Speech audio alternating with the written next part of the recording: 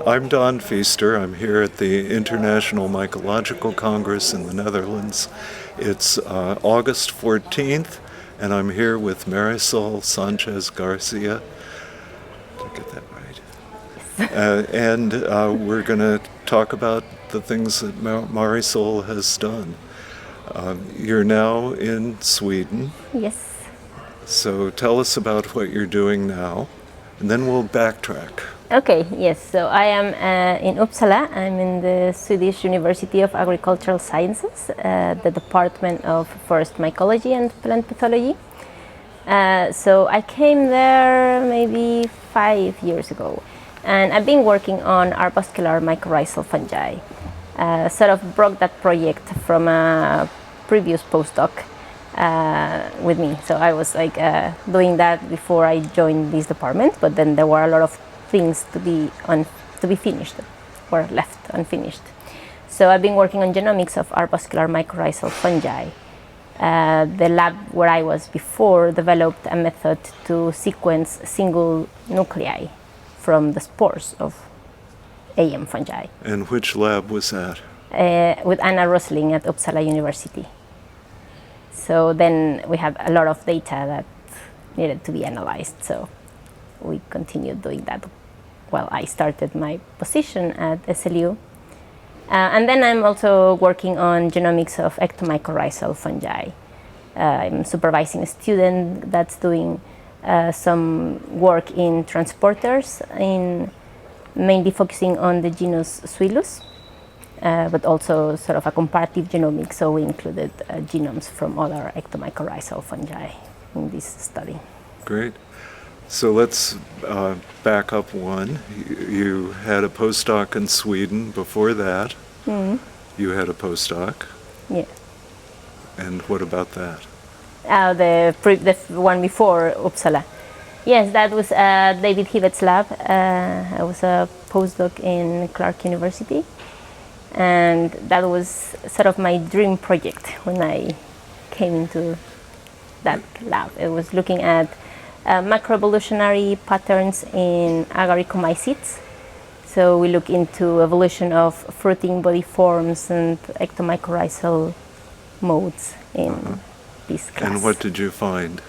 We were testing the hypothesis that ectomycorrhizal lifestyle would promote diversification of fungi, but we found that fruiting body form was driving diversification, at least in agaricomycetes. And in a general view, we think that it could be some case by case, and some cases maybe ectomycorrhizal mode that's driving diversification, but it's not something that happens in every clade that it's ectomycorrhizal, that this trait promotes diversification. Great. And you came there with a PhD from Tennessee. Yes. And tell me about that. Yeah, so I was working with Brandon Matheny during my PhD. I came there with a systematics background, and I was really interested in systematics and taxonomy of Agaricales, and specifically in Tricholomatacea. So I started my project on the systematics of Tricholomatacea. So they had this really weird mushroom that they have been finding for a long time in the Great Smoky Mountains. They used to call it Mr. White, Mystery White. Then we called it Mr. White. It was sort of a joke on my mystery because no one knew what it was. No one knew what it was, and it was white. So then they sequenced it, and then they found that it was in the Tricholomatacea related to Leucopaxillus, but they couldn't put a name on it, so really a mystery. Then the name developed into Mr. White because Brandon misunderstood when I was talking about the Mystery White. Mystery, Mister. Yes, yeah. So then in a joke we started calling it the Mr. White. So then we actually found that that species was described by Hessler many years ago as a Hygrophorus. He described it as Hygrophorus subaustralis, but then it was not a hygrophorus when we sequenced that. And then we described the new genus we called Albomagister, making honor to the name of Mr. White. So that was a really cool project. I finally managed to find it in the field because I was working just with collections that Brandon had for years before I joined the lab, and then we found the collections that Hessler made. I often ask people what their favorite fungus is. Is Mr. White your favorite fungus? Yes, it is. I think without doubt it is, yes. Great. Now, you came from Mexico Yes. to Tennessee. Yeah. And what did you study in Mexico? I studied the genus Melanoleuca, so I did a systematic revision during my bachelor's and my master's. And I actually, during my master's, I came to visit Brandon's lab for a couple of months. So I got a fellowship to go for 2 months wherever I wanted to go, pretty much. So by that time I was reading one of Brandon's papers on these major clades of Agaricales, and there he had sampled Melanoleuca, and it was something unclear about the position, and there was just 1 or 2 species sampled, maybe just 1. So then I saw that, oh, maybe he's interested in working more with Melanoleuca. So I emailed him. And I was like, hey, I'm a master's student here in Mexico. Can I go to your lab? And he said yes. So that's when I had the first contact with Brandon. And when I finished my stay of 2 months there, then he said, well, I'm looking for PhD students. If you want to join the lab, you should apply. And yeah. So you have a tremendous international background. What would you tell a young student who might be venturing out in the way that you did? Was this a good idea? Yes, it was I don't regret any of the paths that I took. And I think what I would say is just contact the people you would like to work with outside your country, because I really was just thinking, who can I contact and where can I go? And I sent an email to Brandon, and I thought, maybe he will not reply. And he probably took a couple of hours, and he replied back to me saying, yes, obviously pending funding and so on. But I think, yeah, it was a great thing to do, and I have had great experiences. Great. Now, you were telling me earlier you have 2 young children. Yes. How do you manage that work-life balance? Well, it is hard. I don't know if I manage it well, but I have to say also that Sweden is a very family-friendly country. So when my kids were born, I have very long parental leave.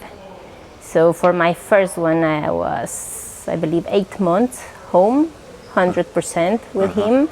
And then I went back to work, and my partner was home, 100% with him, until he was a year old and he started daycare. And we did this longer time even with my second. So I was on leave for 8 months, and then my partner for 9 months, and then he started daycare. And I'm still working only 75%, so I'm 25% on parental leave. So the kids can go short periods of time to daycare. They go 7 hours, and then I work 6 hours, and then I'm back home with them. So it's been challenging because there's so many things to do that sometimes 6 hours a day might not be enough. But it's also, that helps me to be very focused. So when I'm at work, I have a list of things that I have to finish before I leave. So there is no time for distractions. And because I know I don't do that, and I can do it later on. I used to work in the nights or weekends when I was a postdoc, but I can't do that anymore. Right. I get home and I have to be with my kids 100%. And then they go to bed, and I have to go to bed because I'm exhausted. And same for weekends, But I think in Sweden people are quite understanding also that you are on parental leave, and then they should not expect that you are working or even replying emails. It's fine to just, yes, you got the email and I can't reply it because I'm with my kids. Yeah, so you were able to continue your work and progress because of the leave, because of the daycare and so forth. Yeah. Yeah. Well, that's great. Not everybody has that chance. No, yeah, I think I'm very lucky that I ended up in a country that it's this way. Because I don't, I mean, it's hard still to manage this balance, but without these possibilities of being home with my kids. Yeah. Do you get to do field work much? Not so much right now. Not with the projects that I have been involved in. It has been mainly bioinformatics. But I'm hoping to sort of go back into doing systematics research. So I have submitted a grant application to continue doing some systematics. And if that gets funded, then I would get to do some field work in Sweden. Yeah. And you do that in Sweden, the field work? Yeah, for this specific grant application, yes, because it's for sampling species in Sweden, so it's very focused for Sweden. Great, good. Yeah. Are there things that we've talked about family and work-life balance. What else would you say to a young person who was heading toward a career in mycology or wanted to have that career? What would your advice be? I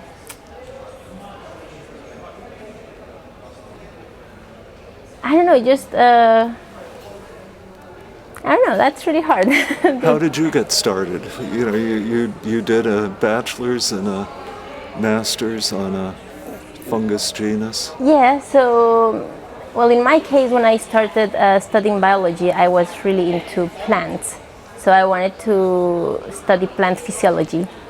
But then I had this really good mycology course. I think it was my second year during my bachelor's. And I just fell in love with fungi. And especially it was so easy for me to learn things about fungi. Maybe I was very motivated. I remember just spending afternoons reading books on fungi, and they were not even things that were in the course. So I was just really interested in fungi, and that's, I realized that was sort of my passion. Yeah, and so you got hooked. Yes, I would blame it to those two teachers that I had. Well, often it's the teachers and the experiences that we have that drive us into these fields. Yeah. Yeah, good. Well, I thank you for doing this. It was great to talk to you. Thanks for inviting me. Yeah, great. An honor. Yeah. Good, thanks. Thank you.